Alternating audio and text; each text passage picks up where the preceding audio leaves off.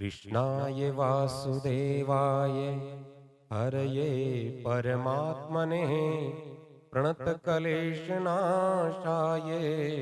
गोविन्दाय नमो नमः। गोविन्दाय नमो नमः। सभी धर्म प्रेमी बंधुओं माताओं को प्रेम से जय श्री राम, जय श्री कृष्ण। जैसा कि हम सब जानते हैं कि पावन कार्तिक मास चला हुआ है। कार्तिक मास साधना की दृष्टि से इस सनातन संस्कृति में बड़ा ही महत्वपूर्ण बताया गया है। बहुत सारे धर्मपरायण जन, धर्मपरायण माताएं, बंधुजन इस कार्तिक मास में अनुष्ठान करते हैं। प्रातःकाल का जागरण, कार्तिक स्नान, ब्रह्म मुहूर्त का स्नान और अन्य भजन पूजन इत्यादि की क्रियाएं करते हैं।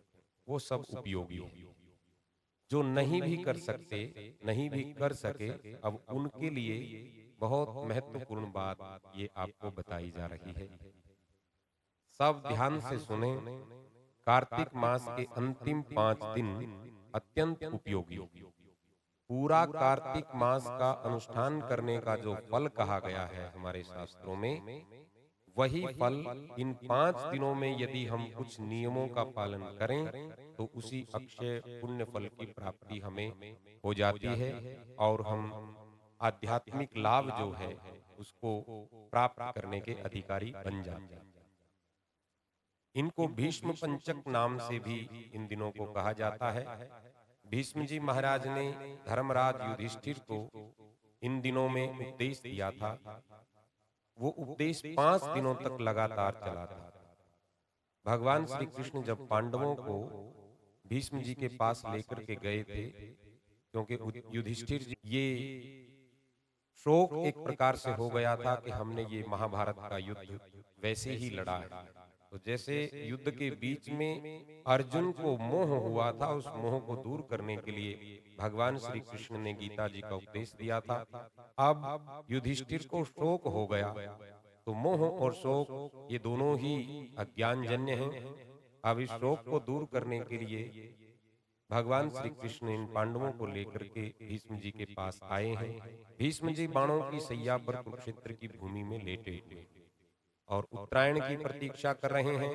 और उनके मन में ये भी भाव है कि जब मैं प्राणों को त्यागूं तो मेरे इष्ट, मेरे गोविंद मेरे सम्मुख हों। तो भगवान अपने उस भक्त की इच्छा पूर्ण करने के लिए भी वहां गए। तो उस समय भीष्म जी ने युधिष्ठिर को माध्यम बना करके बड़ा एक सुंदर उपदेश हम सबके लिए दिया है।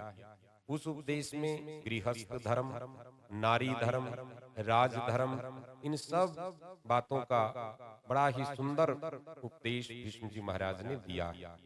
और ऐसा कहते हैं कि वो उपदेश 5 दिनों तक चला।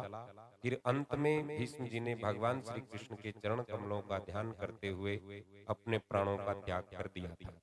तो भगवान श्री कृष्ण ने तब से ही ये 5 दिन भीष्म जी के नाम अर्पित किए हुए हैं। भक्ति मार्ग में, साधना के मार्ग में इन 5 दिनों को भीष्म पंचक के नाम से जाना जाता है। ये बड़े ही पावन दिन हैं, बहुत पवित्र दिन हैं। देवोत्थान एकादशी से लेकर और पूर्णिमा तक के ये 5 दिन बनते हैं। तो इन 5 दिनों में हम कुछ नियमों का यदि पालन करें तो अक्षय पुण्य फल की प्राप्ति हमें हो जाएगी। कौन कौन से नियम हैं? पहला नियम है प्रातः काल ब्रह्म मुहूर्त में जागरण और स्नान। दोनों अलग अलग बातें हैं लेकिन हम इसको एक ही मान करके चलें।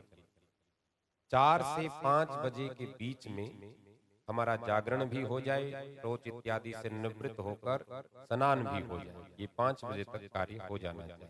ये पहला नियम। दूसरा नियम है भगवान के किसी भी पावन नाम अथवा मंत्र का हम जप करें। तीसरा नियम है अपना जो धार्मिक ग्रंथ हैं, रामायण जी हैं, गीता जी हैं, श्रीमद् भागवत हैं, इनमें से किसी एक का स्वाध्याय करें, अध्ययन करें, भाव के साथ पाठ करें।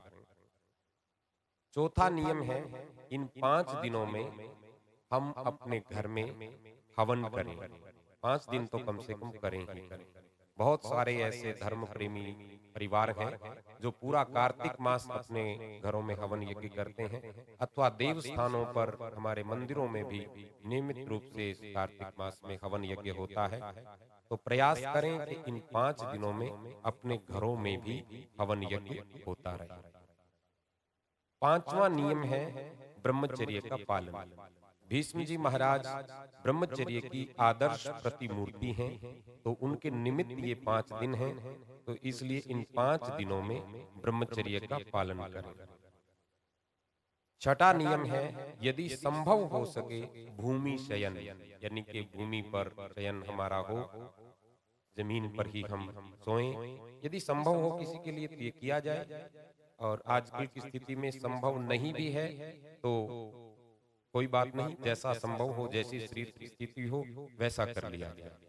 7वां और बहुत महत्वपूर्ण, जिसमें ये सब नियमों का सार एक तरह से आ जाता है, वो है सत्य का आचरण करें, क्रोध से बचें, सदाचारी बने, अपने व्यवहार की समीक्षा करें, अपने दोष दुर्गुणों की समीक्षा करें, दोष दुर्गुणों से बचें, पाप कर्म से बचें, मनसा वाचा कर्मणा, किसी भी प्रकार से हम किसी भी प्रकार के पाप में लिप्त ना हो, निष्पाप अपना जीवन बना रहे। तो इस तरह से इन नियमों का यदि हम पालन कार्तिक मास के अंतिम 5 दिनों में करते हैं, तो निश्चित मानिए हमारा आत्म कल्याण, परिवार कल्याण, समाज कल्याण, सब कुछ कल्याण होगा। भगवान का अनुग्रह हमें प्राप्त होगा, भगवान की भक्ति हमें प्राप्त होगी, और जिसको पुण्य फल कहा है, ऐसे उस अक्षय पुण्य फल की भी प्राप्ति हमको हो जाएगी। तो सभी सनातन धर्मावलंबियों से ये आग्रह है, स्वयं इन नियमों का पालन करें, अपने बच्चों से करवाएं, अपने मित्रों, परिवारजनों, रिश्तेदारों से, सबसे इन नियमों का पालन करवाएं। तो इस धार्मिक अनुष्ठान से हम सबका ही कल्याण होगा, सभी पर भगवान का अनुग्रह, भगवान का आशीर्वाद बरसेगा। ऐसी प्रभु के श्री चरणों में हमारी भी प्रार्थना है। जय श्री राधे, जय श्री कृष्ण।